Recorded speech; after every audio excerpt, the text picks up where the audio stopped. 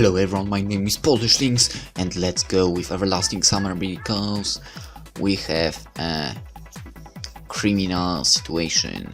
The key disappears and probably there actually is another thing important to that case. Vodka. Although it's highly unlikely that she would say that a bottle of trophy vodka was stolen from the infirmary. So the way it was said was okay, the problem was different. I suddenly got really scared. What if they find out that was me? Even if it wasn't about the bottle, they'd still find it while looking for what was gone. Basically, I had to get a move on. And the main thing to do right now was to get rid of all the evidence. I jumped into the cabin, shoved the bottle under my belt and raced to the forest. To burying it somewhere was the best decision at the moment. I took my time looking for a spot, never noticing I falling on the camp. A familiar voice surprised me. Hey! I struggled to turn back, making my face look as casual as possible. So what's going on here? I'm just having a walk. My voice sounded calm, but I already understood. I couldn't fool Lisa.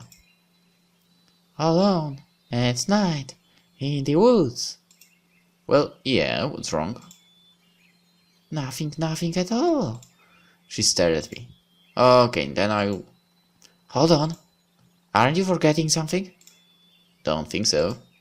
We had an agreement. About? About tonight. I think she's right. There was something like that. Yeah, but you see... No, I don't. Let's go. She turned around and gestured me to follow.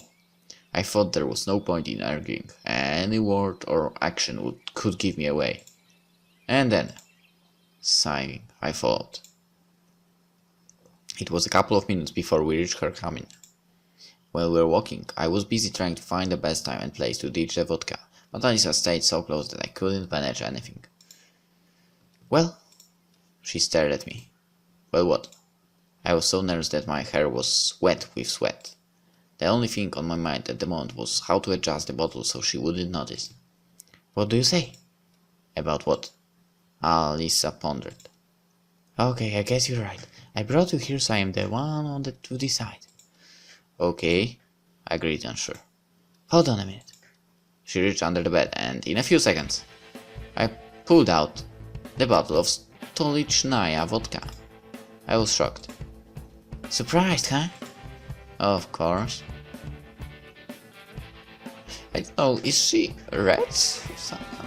Or is it my point of view just? Of course, not by the vodka itself, but by the fact that it was the exact bottle I carried to the infirmary in the morning. The murky contents gave it away. So? Alisa looked at me teasingly. What? Wanna take a shot? I didn't even know what to say to that. What she had was just rotten water. The real vodka was in the bottle under my belt. Well, I kind of... Don't tell me you don't drink! Alisa pouted. I don't know. No, I just... Alright then, just a second. In just an instant, Alisa got 2 glasses and filled them to the brim. Let's do this, she said, giving me one of the glasses and downed hers before I could answer. She gasped. In a moment she realized. What on earth is that? She started spitting. They call this vodka? Despite my difficulty, I couldn't help laughing. What are you laughing at? Alisa shouted, red in the face. I'm asking you, what's so funny? It actually is funny. So you're having fun? Drink yours, we'll see how you laugh then. I had no desire to try the stale water, but just to avoid making her suspicious, I asked. So, how does it taste? Like rotten water, Alisa said, upset.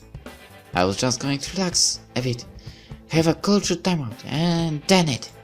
A cultured timeout. I repeated as a new bout of laughter bent me in half. Hey, stop it! Alisa shouted and jabbed at me. She was trying to hit me or bite me or something. Maybe her plan was to crush me to death. With her authority, I just grabbed her hands and all she could do was gasp in powerless anger. All was going fine, but then Alisa's legs did slit and she began to fall. I let go of her hands so she fell right on top of me, painfully headbutting me in the nose. I moaned in pain, threw her off and turned to the side. What do we have here? When I realized she had taken the bottle, all the pain disappeared. Give that back! I tried to get the bottle back, but Alisa nimbly jumped off the bed and ran to the far corner of the room. Let's see, huh? She immediately removed the cup and took a big gulp. In a moment, her face went red and her eyes seemed to pop out of their sockets. What is this? She gasped while coming back to her senses. That's the actual vodka. I seem to have come to terms with my defeat. But where did you get it? You really thought you had stolen the right one from the infirmary? She nodded. Well, it was the right bottle, but the contents... Man, you're clever. Thank you. She was already starting to slur her words. Alisa came to the window, poured the water out of my glass and replaced it with vodka. Come on. I don't want it. Really, this is not the right time or place. Drink it, or else I'll tell everyone you stole the bottle. But it was you. Well, you have the vodka. You can't prove that. You think I even have to? Alisa said maliciously. Unsure what to do, I stared at the glass. Well, she's drunk after all. What's important is to get rid of vodka. This was just one of the ways to do it. I breathed out abruptly and swallowed the contents of the glass in one quick motion. A short moment after, I regretted that. Got any food to chase this? Wait a second, Alisa said excitedly and pulled a huge stick of ham out of her drawer. I tore it from her hands and bit off a big piece. Phew. So how was it? You're asking. It's not like a full-strength booze every day, you know. I didn't really understand how I agreed to this so easily. Well, how was it? Like double bubble with vodka flavor. Alright, time for another round then. She opened the bottle again and poured us half a glass each. Don't you think that's enough? No way! Well, since we've already started... The alcohol was starting its war. Without a second thought, I gulped down the vodka. Alisa was definitely less experienced. She was having some trouble with her second glass. How does it? She seemed really drunk already. If you can't take the heat, stay out of the kitchen. I said merrily, pouring myself some more. Somewhere deep inside I realized it was too much, but the gun was already loaded. How about me? Alisa was outraged. Haven't you had enough? No way! She grabbed the bottle from my hand and started to drink straight from it. Hey! We have glasses, you know. Screw him! She shouted and roared in laughter. This is so cool! She said, catching her breath. Sure, it's not bad. I looked at the bottle. We'd gone through 2/3. I was definitely drunk by that point, and Alisa seemed even worse. When again, there was barely anything left. I sighed and poured a full glass for myself and a half for Alisa. That's all! With these words, she chucked the bottle from the window. What if they find it? Ah, who cares? We both laughed. Okay then, for all ladies present. I grunted and drank. And for all the gentlemen. She followed my lead. I'm getting dizzy. She undid a few buttons on her shirt. I carefully looked at her. Had she always been this beautiful? Or is everyone beautiful to me at this point? Whichever it was, I could not force myself to look away. You're gonna stare a hole through me if you keep going like that? Alisa laughed. Sorry. Embarrassed, I stared at my feet. You can look if you are so interested. With some effort, I opened an eye and saw her continuing to unbutton her shirt. No words could escape my mouth. Besides, who needs words at the moment like this? Alright, so you've gone that far.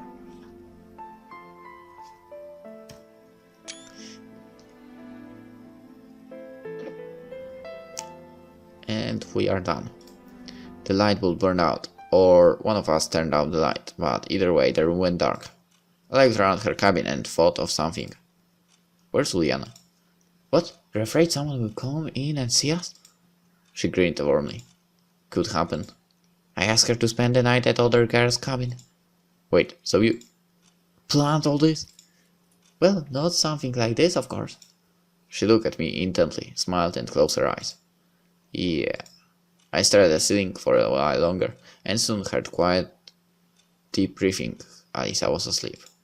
My head ached suddenly. The alcohol seemed to be wearing off. Best thing to do in this case is to follow her lead and get some sleep as well. Before I finished the thought, I was already fast asleep.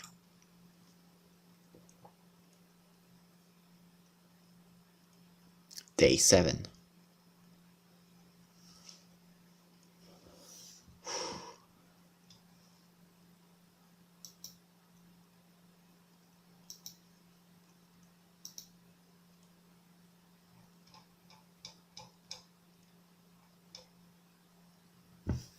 Some people were chasing me.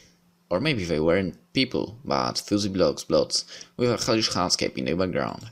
I ran, stumbling over something, having no air to breathe. My whole essence was overtaken by primal fear and terror. And then a memory lapse. I opened my swollen eyelids, only for my to be eyes struck by bright daylight. A terrible taste in my mouth, pains all over the body, and a severe headache. It seems someone was drinking hard yesterday. After coming to my senses, I started to recall the events of last night. I believe there was a bottle of vodka which I happily emptied together with Alisa. I tried to stand up, but something was pinning my left arm. It was the peacefully snoring Alisa. Naked. Everything that happened returned to my mind. Fear was quickly replaced by a feeling of euphoria. I relaxed lazily on the bed, enjoying a beautiful hangover morning. Sometime later, Alisa woke up. I kissed her softly and said, "Good morning." She gave me a blank look for a couple of seconds and then jumped out shouting, You! Me what? Realizing that she was kind of naked, Alisa snatched the blanket from me and wrapped herself up. "Yesterday you?" she hissed. "But it was kind of your idea." "I was drunk." "So was I. What can you do?" Alisa was furiously looking at me, but then calmed down and sat beside me. "Alright, whatever happened, happened." "You sure?" I got up and tried to hug her. "Don't," she whispered, blushing. "Why?" "Because..." Alisa frantically shook her head. "Because it's 4 o'clock already." "And what? Don't tell me you're late for something." "Everyone will leave without us." "Leave where?" "Today is the last day." "The last day of what?" I asked, completely confused. "The last day of the term." "What?" The hangover that seemed to have already passed a while ago made a sharp comeback. "Don't tell me you didn't know," asked Alisa in surprise. "So, you did know it?" "Well, yeah, but I'd forgotten it somehow." "And what should we do now?" Actually, that wasn't the main thing that I was concerned about. If today is the last day, then everyone will go somewhere, so I can get out of this camp somehow. "Well, I have no idea. Maybe we can still make it." I jumped out of bed and started dressing quickly. It was difficult as my coordination was badly disturbed by yesterday's lavish indulgence. "What are you waiting for?" Alisa didn't reply but started dressing too. A couple of minutes later, we were standing at the deserted square. "Let's go to the camp leader's cabin." After opening all the Graham's cabin with my key, I found nobody inside. We checked the entire camp and found that we are alone here. After returning to the square, I sat down and covered my face with hands like a doomed man. I still felt sick, but now it turned out that I had to solve a serious problem. Where would I have gone?